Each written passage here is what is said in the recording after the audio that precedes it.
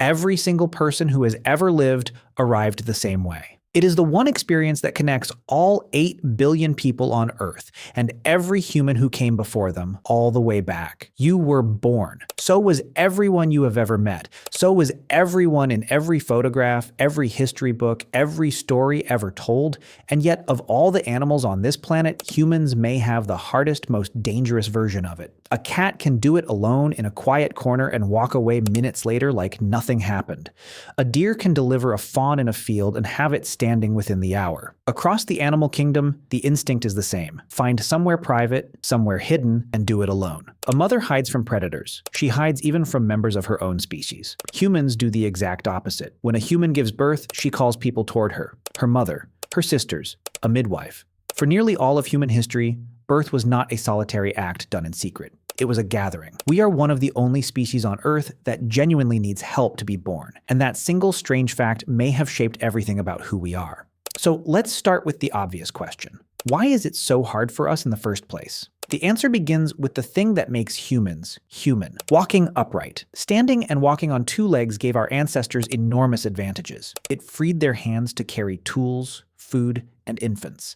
It let them travel vast distances efficiently. It let them stand tall in the grass and see danger coming from far away. Bipedalism was one of the most important things our species ever did, but it came with a hidden cost, and that cost fell almost entirely on mothers. To walk efficiently on 2 legs, the human pelvis had to become shorter, rounder, and more bowl-shaped, completely unlike the tall, open pelvis of other apes. This shape is perfect for balance and walking, but it has a side effect. It narrows the exact passage that a baby has to pass through to be born, and then evolution made the problem worse. Because the other thing that makes humans human is our brains. Over millions of years, the human brain grew dramatically, and with it, the size of a baby's head. So now you have the 2 forces locked in direct conflict. Walking upright demanded a narrow pelvis. Big brains demanded that large-headed babies fit through it. A wider pelvis would make birth easier. It would make walking less efficient. But a narrower pelvis makes walking efficient, but birth dangerous. Scientists call this the obstetric dilemma. The human body, caught between 2 of its own greatest advantages, walking and thinking,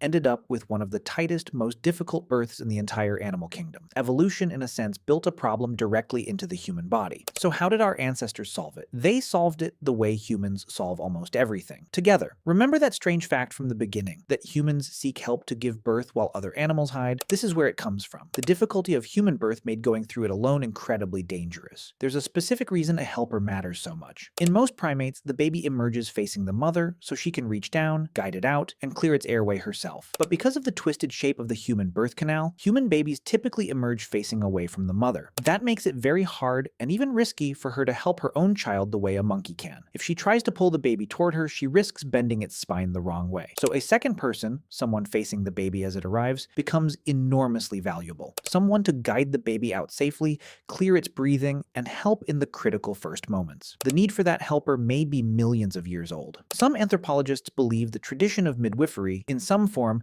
goes back not thousands of years, but possibly to our earliest upright ancestors. And think about what that means. The very difficulty of human birth may have pushed our ancestors toward cooperation, toward gathering, toward relying on one another in moments of vulnerability. The most dangerous moment in a human life became a deeply social one. Some researchers think this need to help each other through birth could be one of the threads that wove humans into the intensely cooperative social species we became. In other words, the thing that made us need help may also be part of what made us human. So picture what an ancient birth actually looked like. Not a woman alone in the wilderness, as we often imagine the harsh prehistoric past. Instead, a gathering. Other women, experienced ones who had been through it themselves and seen it many times, surrounding the mother. Knowledge passed down by voice across countless generations. About positions that helped, about herbs, about what to do when things went right and what to try when they went wrong. Birth in the ancient world was communal. It strengthened the bonds between the people who shared it, the same way those long winters around the fire did. It was one of the central, sacred events of a community's life. But here is where the story turns, and where it gets genuinely surprising. We tend to assume that the deep past was simply more dangerous than today in every way. That ancient mothers faced worse odds than modern ones at everything. When it comes to birth, that may not be true. Some research suggests that ancient humans, going back as far as 2 million years, may have actually had an easier time giving birth than women do in parts of the modern world. How is that possible? Part of the answer is that our bodies and our cultures have been evolving together this whole time, in a kind of feedback loop. As humans got better and better at helping each other through birth, with midwifery, with knowledge, with care, something subtle happened. That help made it possible to survive births that would otherwise have been impossible, which meant the intense evolutionary pressure to develop a wider, easier birth canal eased off. Culture was solving the problem, so biology didn't have to. In a strange way, the very skill of helping each other give birth may have allowed the human body to stay caught in its difficult compromise instead of evolving its way out. And part of the answer is simply us, now. Aspects of modern life, changes in diet, in activity, in the way our bodies grow, have shifted things in ways that can make a tight fit even tighter. The point is not that the past was a paradise. Birth has always carried real risk, and for most of history it was the most dangerous day in a woman's life. The point is that the simple story that the past was always worse is not the whole truth. Our ancestors were not helpless. They had something powerful, each other, and a vast inheritance of shared knowledge. So how did ancient humans give birth? They did it the way they did everything that mattered, not alone, surrounded, guided by people who had been there before, drawing on knowledge older than any language in a moment that was dangerous, sacred, and deeply human all at once. Evolution built a problem into the human body. It made our heads too big and our hips too narrow, and it asked mothers to pay the price for our walking and our thinking. And our ancestors answered it not with stronger bodies, but with each other. Every person alive today is proof that it worked. You are here because somewhere back along an unbroken line stretching into the deep past, someone helped someone else bring a child into the world. Over and over for 2 million years without fail.